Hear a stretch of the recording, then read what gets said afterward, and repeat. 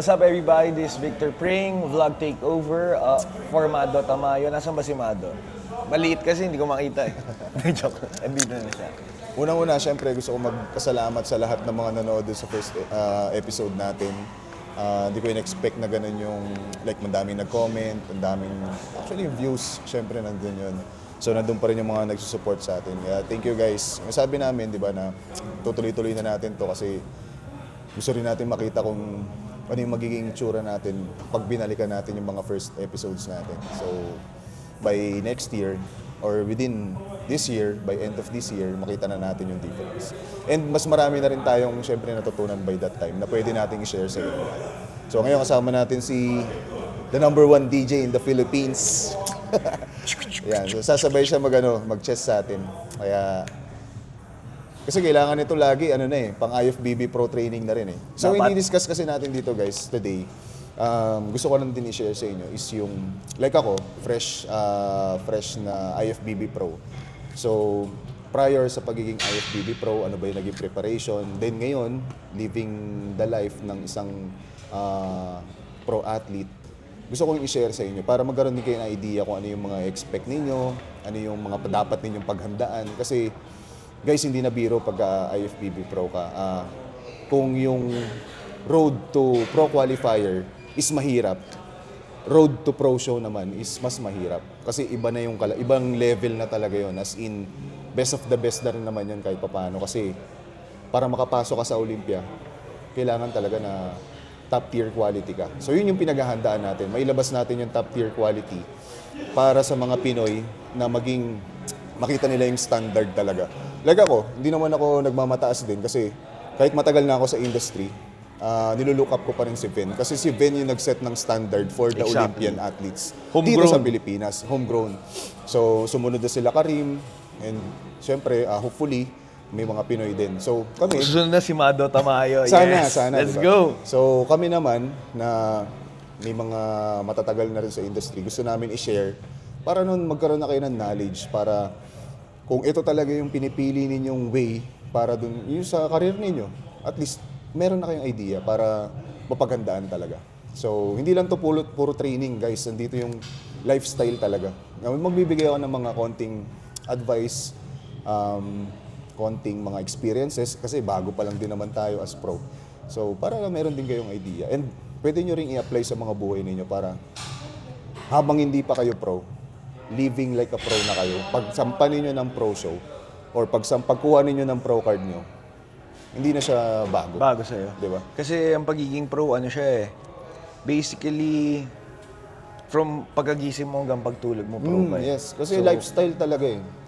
So, kunyari, ikaw, nabubuhay ka pa rin doon sa lumang protocol na old school na pag tapos ng competition, totally off, ganon, di ba? So, off yung training, off yung dieting.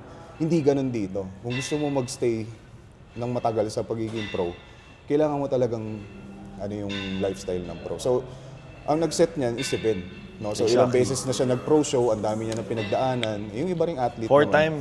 Pero ang best kasi example talaga si Ben kasi nga, siya yung first na naging Olympian talaga. So, siya nag-set ng standard. Ngayon, ako naman, bilang siyempre, alam mo naman magyabang ka, sino ka ba naman, di ba? So, sunod ka lang din. At least, meron na siyang ginawang kumbaga, hinukay niya na yung daan papunta. May blueprint May blueprint na. So, tayo, sundin natin yun hanggat sa kaya nating sundin. Hindi naman, Hindi naman tayo nagkakamali o kaya hindi naman natin kaliitan yun. Yes, saka hindi rin natin pwedeng kopyahin yung step by step ni Ben kasi iba rin naman yung pinagdaanan ni Ben. Exactly. And iba rin yung resources ni Ben. So tayo, kung ano yung kaya natin, may support, man o wala, kung ito talaga gusto natin, at least may idea tayo kung paano papunta doon. Hindi ka na paliko-liko. Diba? Tama. So, ayun, marami tayong di-discuss for today. Habang nag-workout kami, from time to time, magsasalita na lang kami regarding din. So, Yun na.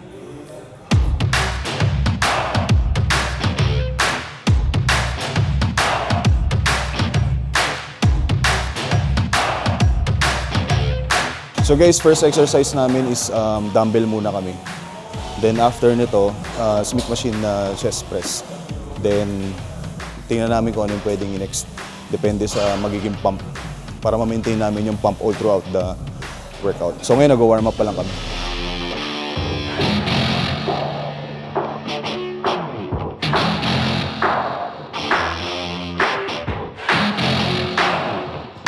Ano yung biggest adjustment as a pro? Especially not just for you, pero sa family mo rin.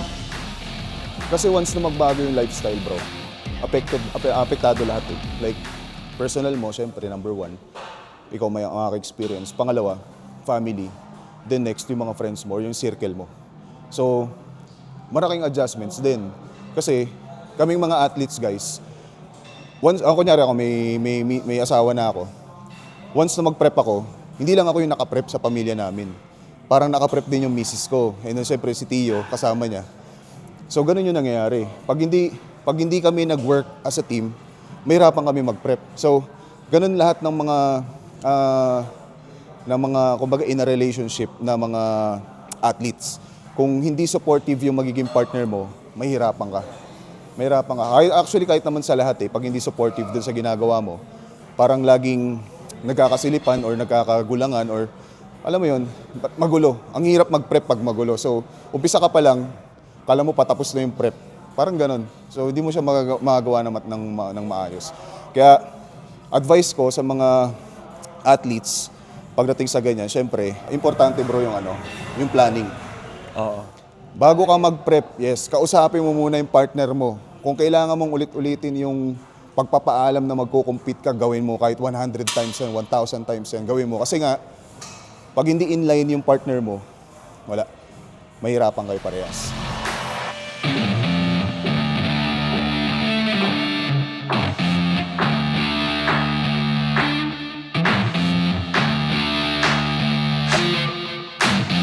So ito yung isa mga nagbago sa akin sa training routine ko.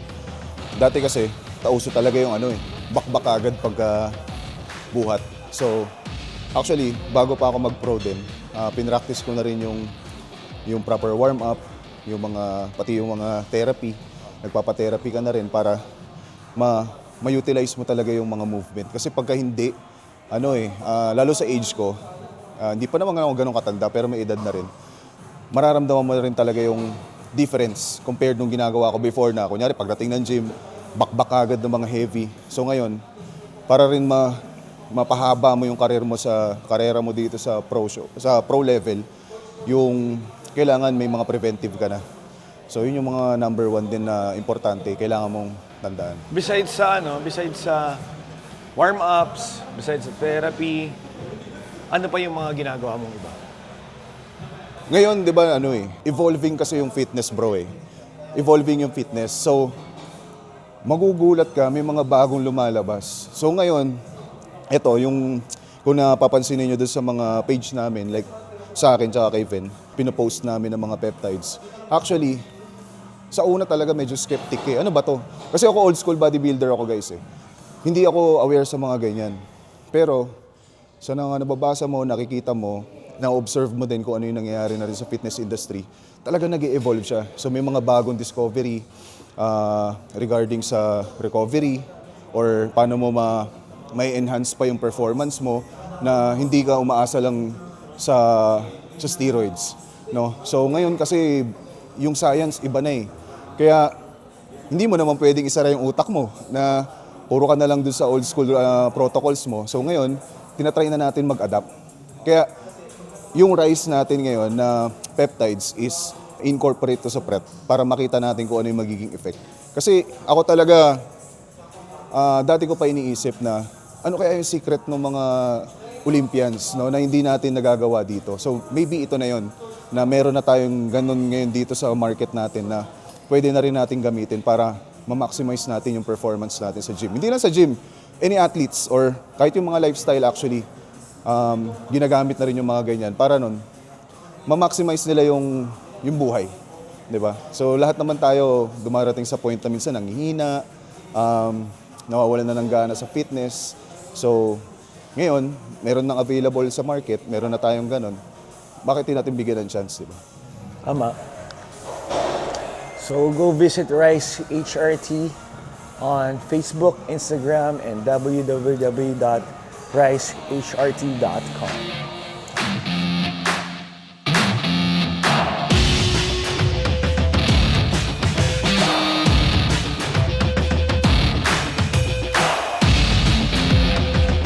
Actually, we are blessed na naging partner rin tayo ng Rise for this prep kasi nga tulad ng nasabi ko kanina na nakakasabay tayo ngayon sa evolution ng fitness, no. Kumbaga ang ganda ng timing kasi nga may mga magagamit tayong bagong science for magiging supplement natin sa prep. Kumbaga hindi naman lahat kasi nabibigyan ng chance nun. So ngayon meron tayong pagkakataon na try natin i-maximize yung benefit ng mga peptides natin. So, kung may mga questions kayo regarding doon, pwede nyo akong PM or i-PM nyo yung page namin na Rise HRT para mas mabigyan kayo ng information regarding sa mga products na ilalabas namin. So sa ngayon, naka-reta pa lang tayo tsaka Clo. So yun yung magiging baseline muna natin habang sinasabay ko gradually yung intensity ng prep. Kasi hindi rin naman ako, pag nag-start kasi ako ng prep, hindi rin ako all-out blast ng kung ano-ano kagad. So gradual, para maisabay ko rin dun sa tempo na ginagawa ko. So by the time na mag-full blast na tayo sa prep, at least, di ba, maganda na yung foundation natin. Actually, maganda rin siyang gamitin talaga to build foundation, bro, di ba? So usually, ginagamit din yun para makapag-startup ka talaga. Marami na kasing mga research din regarding dyan. So, try nyo lang din mag-search o pag-aralan nyo din para magkaroon din kayo ng idea. Kasi mahirap naman kung puro galing lang din sa akin. Mas maganda, itry nyo rin. Especially dun sa mga gusto mag-lose ng weight. Kasi yung TEERS is already done with the clinical trials and approved na siya by the FDA. Then yung RETA naman, it's third clinical trial. Third phase na, di ba? Third phase na.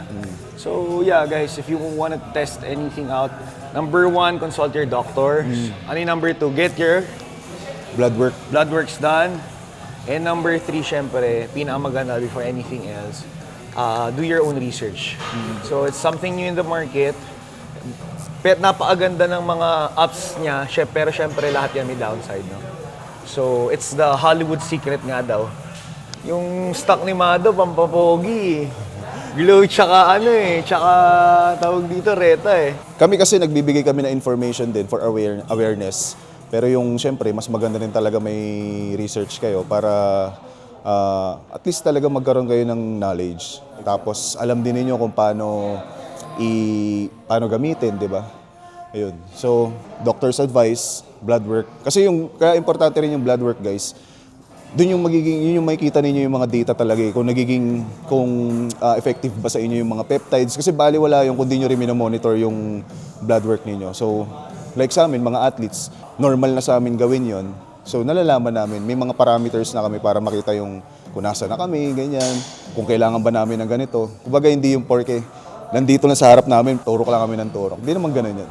So, kailangan talaga knowledge, kailangan pag-aralan yun. Just like what the IFBB Pro said, ang laban natin dito is longevity.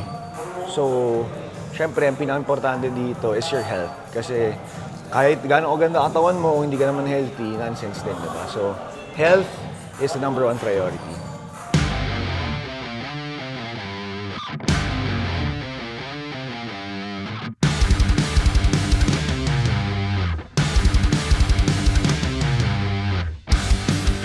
Ano masasabi mo sa science-based lifting?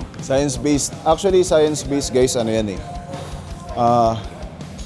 Para sa akin opinion ko lang naman, no. Kumbaga, science-based kasi para sa akin, kung napapanood din niyo yung mga routines na ginagawa nila, siguro yung iba doon mga rage bait na lang eh. Tsaka yung iba sobrang exage na lang nung ginagawa. Okay yan. Walang problema yan. Pero para sa akin kasi, kung lalo beginner ka, mag-i-start ka sa ganun, na yung science-based approach kasi na mga workouts din, minsan advanced na eh, para sa mga beginners. So, hindi siya masyadong applicable para sa mga beginners. Kaya, lagi sa akin, pag may mga magtatanong, ano ba yung dapat gawin ng mga beginners? Start with the basics. Like, kunyari, basic lifting, push, pull, legs, mga ganun. Ang dami ng exercises na ganyan. So, ang nangyayari kasi, nung pumutok yan, nagkaroon ng confusion, lalo sa mga POV ng mga beginners na, kunyari, estudyante ka, gusto mo mag-start ng lift, flooded yung sock med mo ng puro ganun. So, syempre parang, ikaw, yun na rin ang gagawin mo. na-skip mo na naman yung basic. So, ang mangyayari, magpo-progress ka ba? Very minimal. Kasi hindi mo ma-maximize yung exercises na ginagawa nun. Since yung ibang ginagawa nila is more of advanced level. Like kunyari, example ko, kami nila Vic na matagal na nagbubuhat, pag kami gumawa nun, mararamdaman namin yun. Optimized talaga. Kasi na-practice na rin namin yung form through basic exercises. So pag ginawa namin yun, yung kunyari may mga bands dito, effective naman yan eh. Kaya lang, para makabuild ka ng foundation for strength, power, endurance, hindi ko masyadong nakikita yung effect nun sa mga beginners. So, if nagstay ka sa basics muna, lumakas ka doon, nag-improve ka doon, ano yung physique mo, bakit mo kailangan baguhin yung routine mo para lang masabing uso yung ginagawa mo? Gets? So, kaya guys, if ever mag-start kayo, di ko naman sinasabing wag niyong gawin. Actually, may mga backed up by science din naman yung karamihan ng mga basic exercise eh. So, stick muna kayo doon, palakas kayo doon, and then from there, tingnan niyo yung mga pwede pang i-add or tanggalin ng mga exercise dun sa routine niyo para mag-improve. Minsan kami, ito napapag-usapan namin ni Vic yung regarding sa ego lifting. Kumbaga, hindi ko naman pinopromote yung ego lifting, pero medyo malaking naging contribution sa amin nun. Kasi nga, nakapag-build din ng foundation namin yun. Yung attempt, ego lifting attempt, pero nagagawa namin ng tama.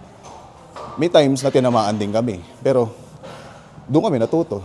I mean, hindi ko pinopromote pero malaking bagay din kasi na gusto mo lang makita yung sarili mo na hanggang saan ka na ba. Hanggat hindi mo kasi nalalaman yung limitations mo, hindi mo alam kung paano ka magpo-progress. So, like kunyari, deadlift, dati sobrang hilig ko. Umabot ako ng 450, 500. Nung hindi ko na nakikita yung benefit ko doon nung nag-start na ako mag-compete, parang mas lamang na yung yung risk compared dun sa reward. So, ang ginawa ko, puro rack pull. 'Di ba? Pero ako, nalaman ko hanggang saan yung limitations ko. Hindi ko na pinush masyado yun. Kasi nga, paano ako tatagal sa bodybuilding kung injury naman na abutin ko, di ba?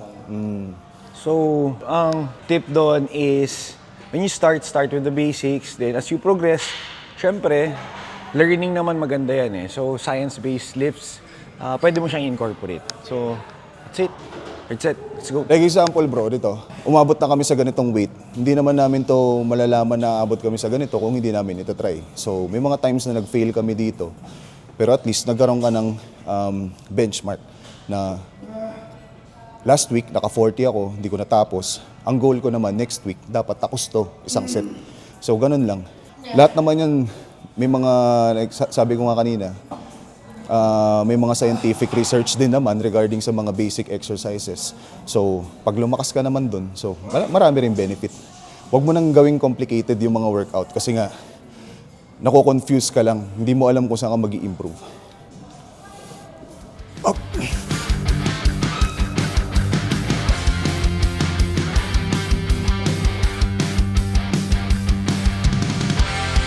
Isa pa sa mga in-improve ko, actually, nung hindi lang naman dahil nag-pro ako. Prior sa pagiging pro, nakailang attempts kami ng pro card, di ba? Pagbalik ko sa bodybuilding, tinry ko na rin practicein talaga yung mga proper form, pero basic exercises lang. Like kunyari, ito, dumbbell press, barbell, bench press, mga ganun. Pero tinry ko talagang ma-feel yung bawat reps ko kasi unlike before, diba nabagit ko nga, nung bata-bata pa ako, banat lang ako ng banat. So ngayon, habang pinapanood mo, natututo ka rin. May mga nakakasabay kang mga matatagal na sa industry. Makikita mo kung paano sila mag-workout eh. May difference talaga yun sa beginner tsaka sa mga veterans. So, ginawa ko, tinry ko rin i-apply sa sarili ko para makita ko kung anong improvement yung kaya pa. So ngayon, kahit na pro level na tayo, hindi ko pa rin inaalis yung mentality na kailangan ko pa rin matuto. Alam mo yun? Kasi hindi mo pwedeng sabihin na alam mo na lahat eh. Posible yun. So ngayon, habang nag-workout, kumukuha pa rin ako ng mga techniques. Like kunyari sa YouTube, makapanood mo naman yung mga Olympian talaga. makikita mo kung paano sila magbuhat, paano sila mag-execute ng mga exercise, paano sila mag-programming ng mga exercise. So marami pang pwede matutunan. Yun ang nakakatuwa sa bodybuilding kasi, or sa fitness or in overall, in general. Hindi siya mag-stop lang sa, kunyari, na-achieve mo na yung pro level, stop ka na doon. Gagamitin mo pa rin yung alam mo. Hindi, kailangan marunong kang matuto. Isa yan. So sa mga beginners din huwag kayong mga galit pag kino-coach kayo. Kaya nga isang advice namin is coaching. Diba? So coaching, malaking bagay yon. Maraming pwedeng matutunan, maraming tuturo sa inyong proper techniques, diet, meal plan, mga ganyan. Yan, invest kayo. Maswerte nga ngayon bro di ba? Ngayon ang dami ng coaches. Kasi nung time ko, ang coach mo talaga experience. Pag na-injured ka diyan, yun, coach mo na yun. Ibig sabihin, di ba? Ngayon mape-prevent na yun kasi nga ang dami ng knowledgeable regarding sa bodybuilding and fitness in general. Actually, pre, mas una ka pa nagkaroon ng coach kaysa sa akin Oh. Di ba? Kasi first coach mo. Ako, I got my first coach siguro parang 26, 27 na ako. So, laging may nagtatanong kasi sa akin. So, I started working out when I was 15, 16 years old. Seryoso na agad yun kasi nga nagmodelo na ako Pero lagi may nagtatanong sa akin na parang ano yung babaguhin ko sa akin. Sa akin lang, wala akong babaguhin with anything, training, sa food, wala. Ang babaguhin ko ng sarili ko yung mindset ko that na iba pala talaga pag may coach ka, iba pag may nakatutok sa'yo. That's why I'm very blessed to have Mado, to have Ven, to have Julius, of course, to guide me along my journey. Kasi syempre, I'm not here naman to basically compete in the bodybuilding community, in the bodybuilding scene, no? But to basically just have a presentable body para whenever I perform sa stage, or whenever I meet my clients sa business ko, presentable ako. So, importante guys. Tip number ilan na to, so get yourself a coach. Either you're a beginner or syempre as a pro. Kasi there's always room for improvement.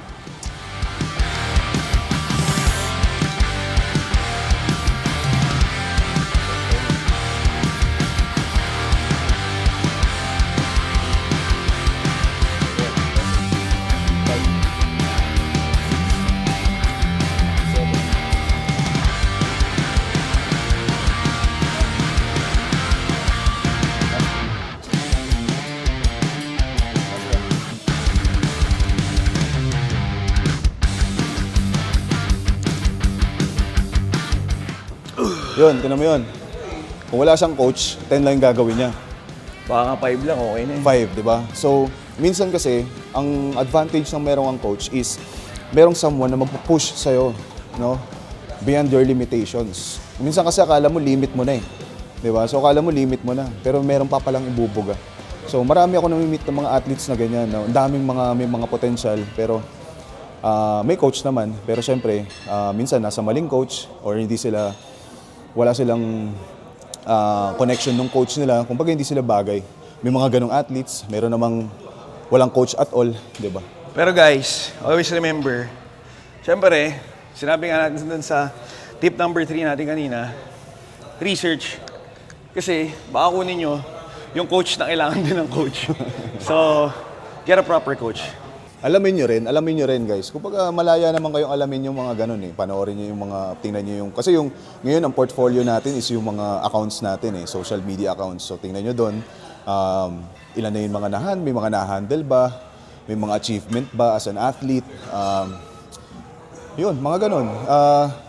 Ako kasi hindi ako masyadong matingin bro sa certifications kumbaga ako kasi, ito, yung work ko rin kasi as operations manager ng KSYN. Tinitingnan ko rin talaga kasi yung output and yung experience ng tao. So, pag may mga certifications, malaking bonus yan. Kasi ibig sabihin, plus factor, ibig sabihin, willing to learn yung tao. So, kunyari, meron na siyang existing certificate, then at the same time, meron pa siyang mga ongoing. Maganda yon. Plus mo pa yung experience, di ba? Nothing beats experience.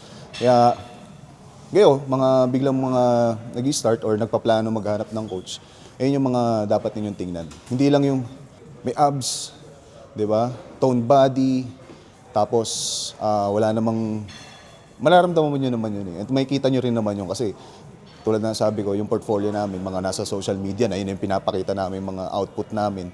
So check nyo na lang. Kayo nang bahala mag-ano doon. Para makita nyo rin yung value ng pera nyo, kung sulit ba, di ba? Or kung scammer ba, di ba? Tsaka you can always judge a coach not but what he's saying, but you can always judge a coach doon sa output ng mga kliyente niya. Kasi more than the lifestyle of working out, yung coach malaking factor din yan sa mental health mo eh. Personality.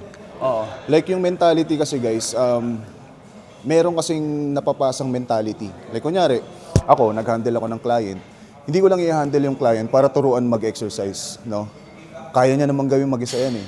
Tuturuan kitang mag-exercise and at the same time, ipapasahan kita ng mentality para ma-maintain mo yung consistency. Kasi kung hindi rin kita mabigyan ng something para ituloy ko ano man yung sinimulan mo, baliwala. Sayang lang yung binayad mo sa akin.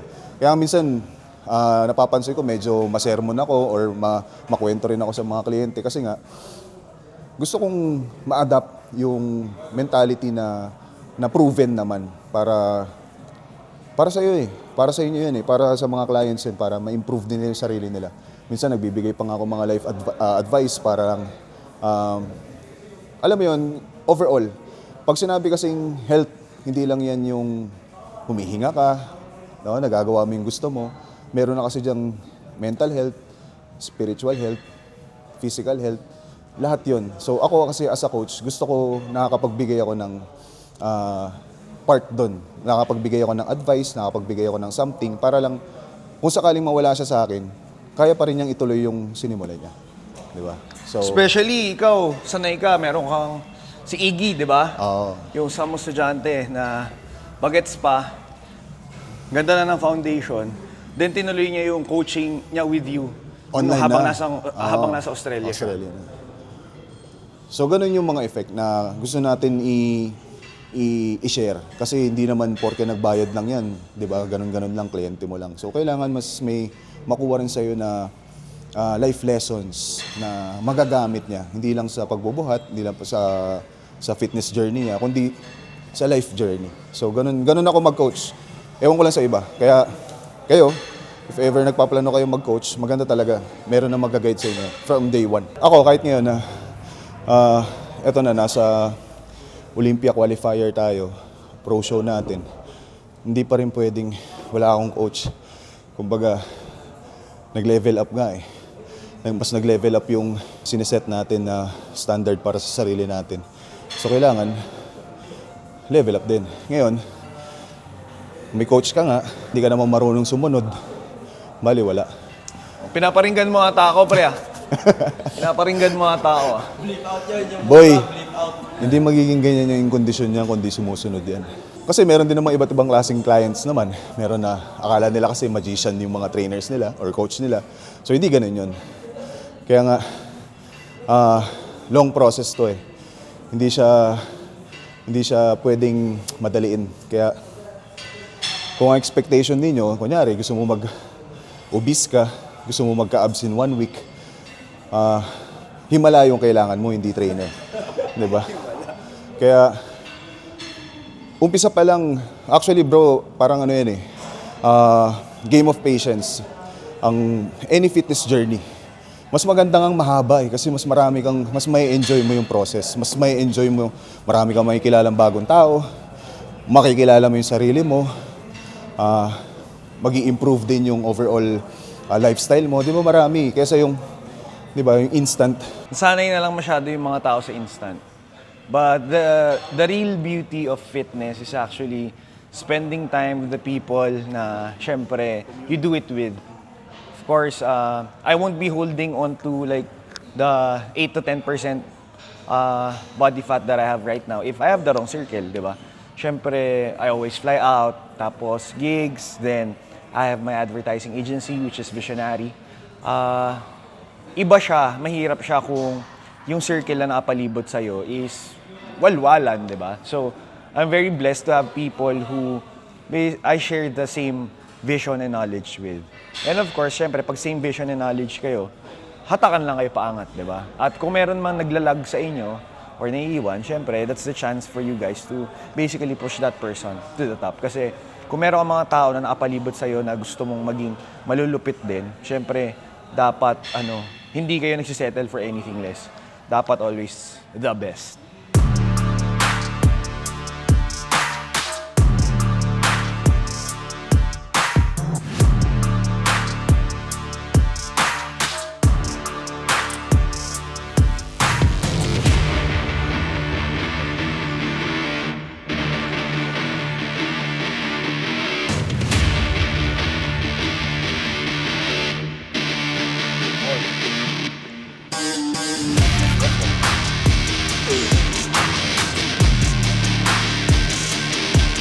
Seven tayo, so syempre, it's not our usual 15 reps.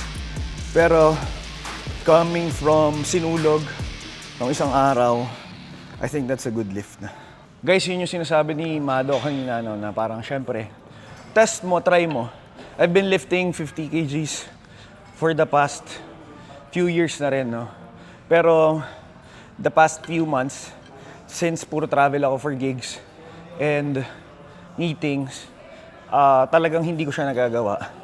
But syempre, since kompleto naman yung tulog natin kanina, tapos maganda yung pasok ng carbs, yung lahat ng gamot natin okay naman. So, tinesting ko. Okay naman siya. 7 reps, parang 6 reps. Yung 7th merong spot, pero okay naman siya. Pero ano yun guys, sobrang busy yung tao niyan. Kaya nga, minsan magugulat ka na lang na nakakasabay pa rin sa training given yung schedules niyan. Actually, minsan sobrang puno yan eh. Mahirap nang hatakin sa gym minsan yan. Pero minsan pag hindi mo siya mahatak, siya mag-workout mag-isa. So, yung discipline, yun yung sinasabi ko guys na mas magandang ma-practice mo yung discipline talaga kasi yung disiplina mo, wala nang pakialam sa'yo yun eh. Kung ano nararamdaman mo, minsan nga, kahit na feeling sick ka, di ba? Andun pa rin yung urge na, kailangan kong gawin yung task, which is, i-train yung sarili mo. Ngayon, sa amin kasi, kaya kami nandito pa rin hanggang ngayon, ito na yung nagiging outlet namin sa lahat. Like, kunyari, sobrang busy mo sa work, stress ka sa bahay, sa family mo, or anything, any reason. Once na magbuhat ka kasi, nakakapag-isip ka na maayos. After nun, okay ka na. No? May mga solutions ka na sa mga problema mo. Nakakaisip ka ng mga bagong ideas. So, ang goal kasi talaga maging part ng 1%, 'di ba? So, regardless kung ano yung gaano ka busy, pagod man o ano, andito pa rin. Kaya nga siguro siya tinawag na number 1 DJ sa Philippines, 'di ba? Kailangan mo mag-work. You need to work sa lahat ng part ng buhay mo para mag-improve ka. Kasi ang goal is, talunin mo yung previous self mo eh. 'Di ba? Yung previous na mga na-achieve mo. Never enough eh. Parang ganun yung nangyayari. Kaya kung papakampante ka, may aagaw ng pwesto mo. Ewan ko siguro ganito lang kami mag-isip, no?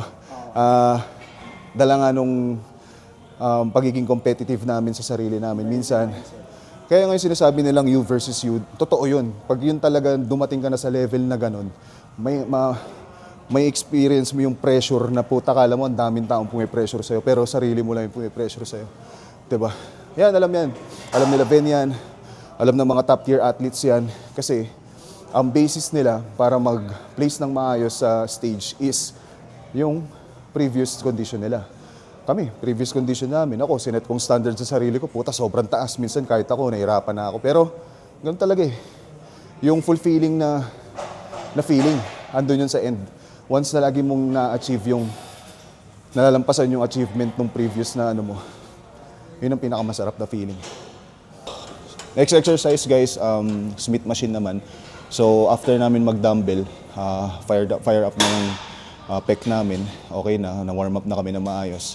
So dito naman, ang habol lang natin is yung contraction lang ng chest talaga, focus. So di kami masyado mag-focus sa sobrang heavy, no? Pero try natin kung kaya naman. So, tara, first set. Light.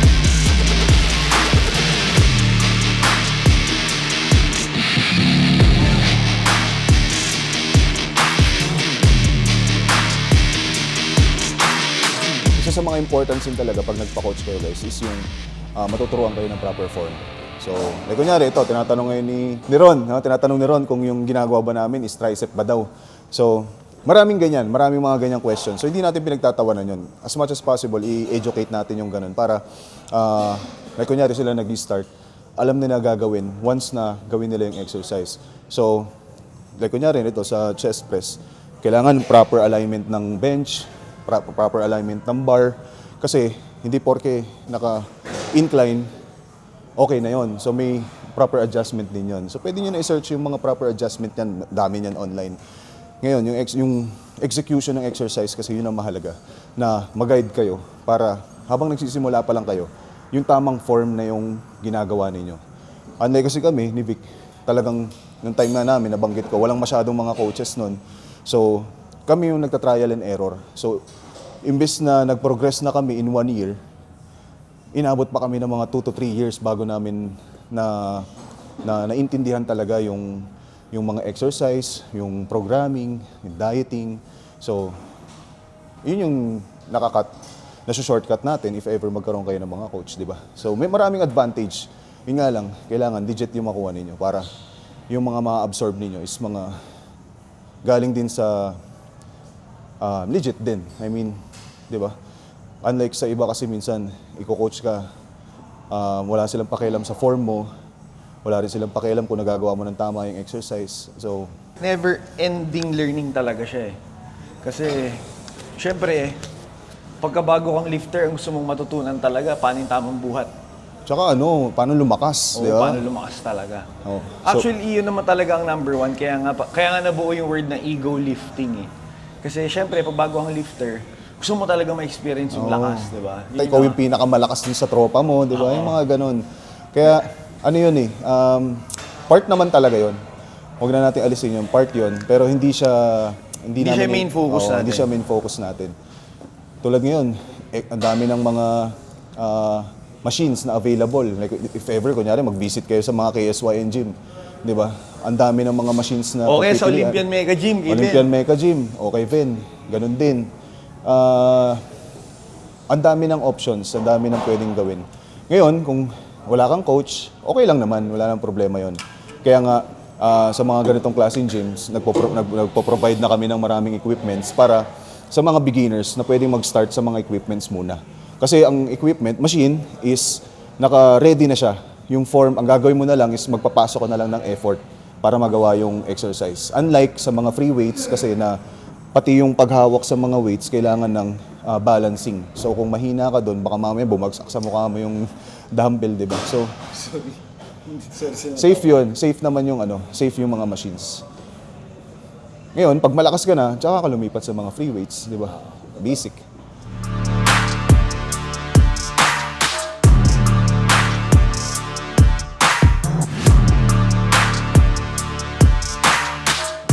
Grabe na rin yung bro, yung pagbabago ng lifestyle. Simula nung nag-pro. Actually, prior din mag-pro, yung after ng second and third attempt. Dahan-dahan na nagbabago yung lifestyle ko. Kasi back then, grabe ako minom. As in solid. Nabanggit ko na sa mga dating vlogs yan, yung lifestyle. Ngayon, wala namang pumipressure sa akin na gawin yung gantong lifestyle. Kumbaga, naka-adapt na. Ano rin siya, kailangan practicein mo rin para hindi maging mukhang pilit yung ginagawa mo. Kasi pagkatingin mo, feeling mo naman na pinipwersa mo na yung sarili mo, dinadrag mo na yung sarili mo, mag-gym, ganyan. Mahirapan ka sa pro level. Kailangan yun, yung discipline nun, naka-instill talaga sa'yo, intact, lahat, maayos. Pag hindi, wala, mahirapan ka. So ngayon, sa mga on the way, sa mga magpo-pro qualifier, I advise na mag-ready rin kayo. Kaya nga kanina binanggit ko na dapat habang hindi pa kayo pro, pinapractice nyo na yung lifestyle ng pro talaga. Hindi mo ibig sabihin ng pro, parang si Ben sobrang addict sa sapatos lang, no? Hindi pwedeng ganun. Kumbaga, yung lifestyle na sinasabi ko is yung consistency mo sa training, consistency mo sa diet mo. Kumbaga, pag off-season, hindi naman 100% lagi. Kumbaga, may mga binabalance mo rin yan. Pero huwag kang bibitaw dun sa athlete's life talaga. And I think, no bro, ano siya, lagi paulit-ulit mo siyang binabanggit kasi yung viewers natin na basically gusto mag-start or nag-start na or nandyan na for a while, ma-adapt nyo siya in your life, not just in fitness, but also life in general. Kasi the discipline that comes with being a pro, talagang malaking factor siya. Pagka meron kang negosyo, pag sinabi mo kasi na pro, ibig sabihin yan, pag kung ano yung sinabi mo, yun yung gagawin mo. Sa negosyo, ganun din. Kung ano yung sinabi mo, yun yung gagawin mo. Wala kang i-commit na hindi mo kayang gawin. Kasi nga, syempre, gusto mo yung kung ano yung sinabi mo, you're a man of your word talaga. Pag sinabi mo naman sa family mo that you will give them time, syempre, since na-practice mo na siya as a pro, iba yung time na ibibigay mo naman din sa kanila, no? So, yun siguro yung pinakamalaking ambag or yung pinakamalaki kong natutunan na training with the pros. Saka yung bro, yung effect mo sa ibang tao. Like ako, example, kanina pinag-usapan natin yung ano ba yung nabago sa akin sa family, ganyan. Like kunyari, nung naging active na ulit ako sa bodybuilding, siyempre, yung effect no, number one, sa family ko. So, yung misis ko, nag-start na rin siya maging conscious sa pagkain niya. And at the same time, kumbaga naging routine na rin na hindi niya na napapansin na nagiging disiplinado na rin siya pagdating sa pagkain, pagdating sa work, yung ganun. So nakakahawa siya. Like kunyari, nung wala pang pro sa Philippines, kanya-kanyang kanya-kanyang or guess ng paano ba yung lifestyle ng mga nasa US, ganyan. Nung nagkaroon na ng pro dito, dumami na rin sila. Kung mapapansin mo sila, iisa din talaga yung ginagawa nila. Meron silang common, consistency. So, lagi mo silang pinapanood, lagi mo silang nakakasama. Ikaw din, nahahawa ka na sa ganung klase ng lifestyle. Kaya malaking effect din talaga yung binanggit ni Vic kanina na kung sino man yung mga nasa circle mo, di ba? Kumbaga, yin-yang effect Parang hatakan kayo lagi, di ba? Parang gusto nyo lahat kayo nag-i-improve kasi gusto nyo yung ganung status ng buhay. Ngayon, kaya ako naman sinasabi sa mga beginners na ngayon pa lang, start nyo ng parang magsisimula yan sa manifesting. Then hanggang sa ina-apply na ninyo, yan, tuloy-tuloy nyo lang yun. Kasi once na mag-pro kayo, hindi nyo alam kung kailan, mag-pro kayo, iba yan. Iba yung number one, expectations sa'yo ng mga tao, and the expectations mo sa sarili mo, itataas mo din. So yung pressure talaga, yung mararamdaman mo. Babalikan ko muna yung sinabi mong consistency. Consistency beats intensity. So, mas okay na consistent ka kaysa yung banat ka lang ng banat or kunyari parang all in ka ng 100 days tapos the rest of the 365 days relax ka. Mas okay na consistent efforts yung buong 365 days mo. Mas malayo yung mararating mo doon. Parang yung nagpipick ka bang, tapos bigla kang babagsak, tapos tatry mo ulit bumalik. Yun nga yung binanggit ko kanina. Walang consistency. Ang daming nakaabang dun sa posisyon na yun na anytime pwedeng may pumalit sa'yo. Ganun lang. So, papayagan mo ba yun? Kunyari si Vic, sa DJ's life niya, sa entertainment industry. Pag nagpabaya siya, maraming nakaabang. Kaya, lagi kong sinasabi sa kanya na, bro, andyan ka na. Maintain mo na yan. Ang mahirap talaga, guys, is ma-maintain mo yung pagiging number one. Mahirap na nga yung paakyat sa tuktok. Mas mahirap paano mo i-maintain yung sarili mo sa tuktok. So, yun yung nagiging challenge. And, so far, tinatry naman natin yung mga best natin para ma-achieve natin yon and ma-maintain natin yon. Hindi lang naman sa bodybuilding na number one ka. Siyempre, ako tulad ko, may anak ako. Gusto ko number one ako sa paningin ng anak ko. Number one dad. Ayoko mabago yon. Kaya, di ba, gusto ko maging proud. Maging proud siya pag nakikita niya yung mga achievement. Sa pagpili din kasi ng tulad kanina, napapag-usapan namin kung saan ka masaya, di ba? Hindi naman ibig sabihin ng fitness is magsasara lang sa gym. Alam mo yon. Hindi lang siya enclosed sa gym. So maraming klase ng iba't ibang klaseng activity, di ba? Like kunyari, ikaw bro, di ba nabanggit mo kanina na sa badminton, hinahabol mo yung hingal. So may hingal din naman dito, pero may hingal sa mga iba't ibang klaseng sports. Pero iba-iba rin tayo ng gusto.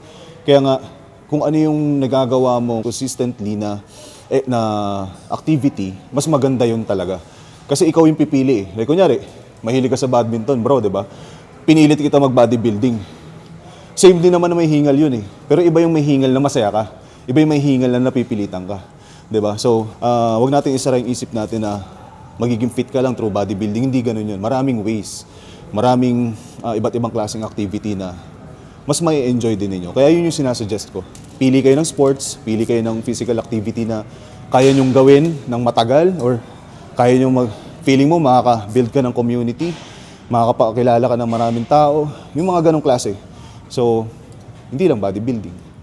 Kasi yung bodybuilding, iba talaga to. Napaka-selfish nitong sport na to. Kung i-consider man to na sport, no? Sobrang selfish.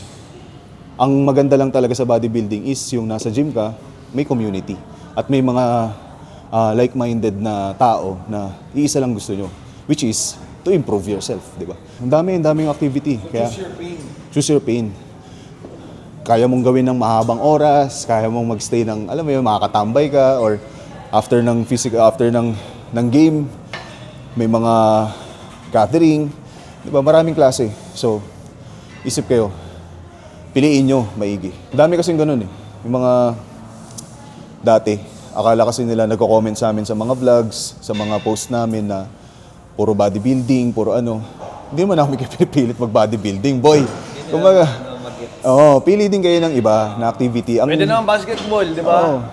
Kanyan trip. Ang sinasabi ko lang is, yung mentality na meron kami dito, gusto lang din namin i-share sa inyo para ma-apply naman ninyo sa mga activity na ginagawa ninyo. Like kunyari, kami consistent sa bodybuilding. In-adapt mo yung consistency ng mentality ko. Mahilig kang umakyat ng bundok. Di ba? Kung wala ka nun, umpisa pa lang, bumababa ka na. Meron kang na-adapt na gano'n. May natutunan ka. Sabi ni Coach Mado, ganito daw. Nakakit ka ng pinakataas. Di ba? Fulfilling. So, ganun lang yun. Hanap kayo ng trip.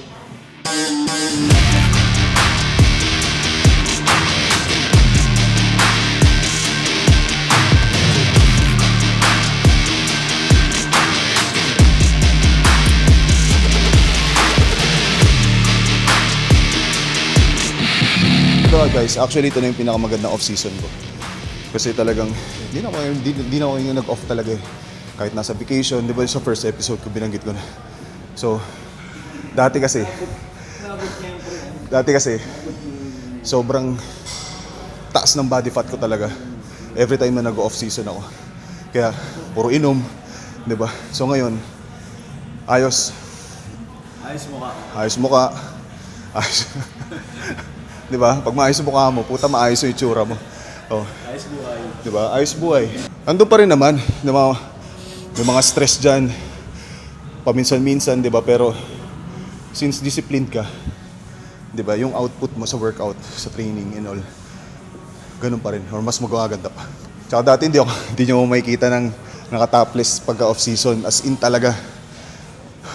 Umabot ako ng pinakamabigat ko dati, 230. Pero ang taas ng body fat. So ngayon, tinatry natin na maganda yung kondisyon natin all throughout habang nagpo-progress pa rin yung physique natin. Di ba nga sabi nga nila, yung mga nagko-comment sa akin before, ang daming nagsasabi na need you improve yung ganito, improve yung ganyan. Tinatrabaho natin talaga yan. Kumbaga, hindi nyo na kailangan ulit-ulitin yun kasi kami mismo, alam na namin yung mga dapat namin i-improve. Okay? So, anong day pa lang to? Tingnan natin pag malayo na tayo. So ito yung mga accessory workouts natin guys. Flat machine press since pump naman na tayo.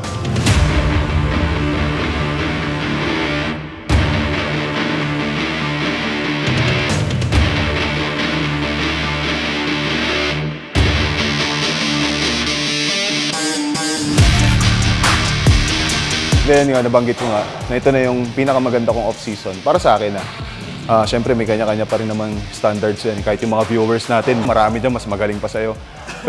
Pero para sa akin, ito na yung pinakamaganda. Based dun sa mga dati kong itsura or condition. Kasi nga, papasok tayo dun sa expectations. So, being a bodybuilder sa Pinas, na actually kilala talaga, may pangalan din. Yung expectations ko sa sarili ko, nung nag-start na ako maging pro, tumaas din. So paano pa kaya yung expectations ng mga taong nakakakita sa akin o nakakanood sa akin? Siyempre nandiyan na rin yung mga taong nakapaligid sa akin.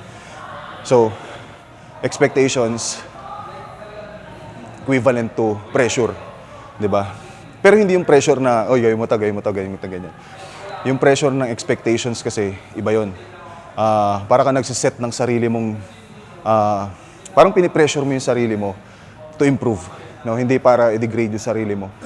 So ngayon, since ganun nga, pro level, pro show, first pro show, pro debut, talagang pinaghahandaan namin. Para lang, alam mo yun, ma-meet namin or mataasan namin yung level ng kaya natin i-present compared dun sa mga last condition natin or last competition natin. So, minsan talaga maswerte ka rin na may pumipressure sa'yo kahit sarili mo lang. Para ma-motivate ka, para ma-maintain mo yung consistency, ma-maintain mo yung gigil. Kasi, guys, ito experience sa prep. Sa prep kasi, nabanggit ko na yung pressure, yung expectations. Iba talaga pag naka-prep ka. So, dumarating na papalapit yung laban, kahit ikaw mismo hindi ka na natutuwa sa itsura mo. Parang ganun yun eh. Laging basa pa ako, kulang pa sa condition, kulang pa sa, alam mo yun, sa posing, palyado pa. Kahit na maganda na sa mata ng ibang tao, pero sa'yo laging hindi pa rin enough. So okay yun, kasi gusto mong hindi ka lang nag-stay dun sa condition na pwede na yan, sa presentation na pwede na yan, di ba? Hindi na tayo pwede sa ganun eh. Nire-represent na natin yung Pinas, lalo na pag lalaban tayo abroad, or lalaban tayo dito, international show sa Philippines. Lagi nating kailangan ma-meet yung expectations or kailangan natin higitan pa. Yun naman yung ginagawa natin. Kaya nga, hinabaan natin yung prep, ang pro debut natin, 2027. So, tingnan natin kung anong kalalabasan. Hopefully, maging mas maganda. Let's go!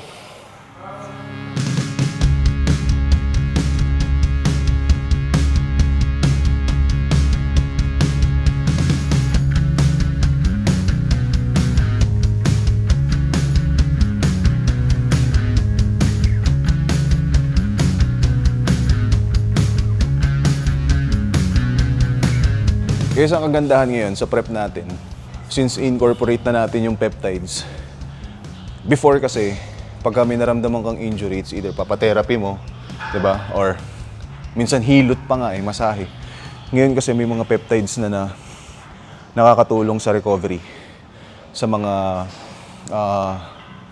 paano ba yung term nun bro? Minor injuries, no? Mga ganun. So, meron na tayong pwedeng gamitin para dun.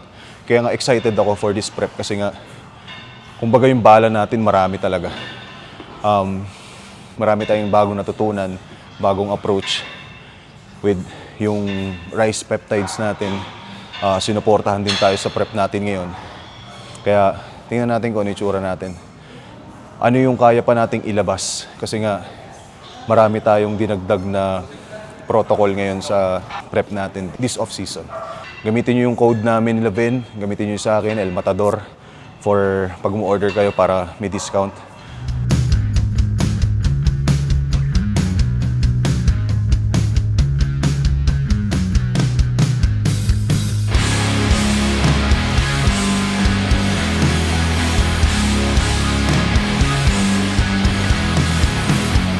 Tapos na tayo sa workout natin, chest workout with Vic. Sobra solid. Ngayon, just want to say thank you guys sa patuloy na pag-support. Hindi lang sa amin, syempre, pati na rin kay Vic na madalas na ramin din nakakasama. Alam ko marami na rin nakakilala sa inyo sa kanya. Ngayon sa fitness, kasi nga, mas addict pa sa gym sa akin to eh. So yun, thank you sa lahat. Sana may napulot na naman kayo ngayong bagong kaalaman na share namin regarding sa ano ba yung feeling ng pagiging isang pro, ano ba yung expectations sa pagiging pro, at ano pa yung kaya nating ilabas since fresh pa lang tayo sa pro level na to. So, expect ninyo mas marami pa tayong pwedeng ma-share din sa inyo na pwede nyo rin i-apply sa kanya-kanya ninyong mga fitness journey or kung ano man journey yung ginagawa ninyo. So, yun. Thank you sa KSYN Fitness Katipunan. Dito tayo ngayon. Yan, salamat KSYN. So, Salamat sa lahat na sumusuporta sa ating kapatid na si Mado Tamayo. We will be releasing vlogs every week, no? Once a week. Hopefully. Yeah, Hopefully sana. once a week. Then, of course, salamat Jetro, salamat Ron, salamat sa lahat ng mga tao na nasa likod ng ginagawa namin na to. God bless, take care, and let's go 2026. Antayin niyo yung next na episode natin sa vlog. Tingnan natin kung saan na naman tayo mag-gym tayo ulit. So last time kasi nasa main branch tayo sa Fairview. So nasa Katipunan tayo ngayon. And sana mas maganda yung maging workout din natin sa mga susunod pa. So, salamat ulit sa mga nag-comment, nag-like, nag-subscribe. Nakakatuwa kasi dapat matagal na yung channel na yun.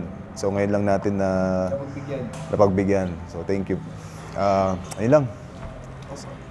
See you guys again next time.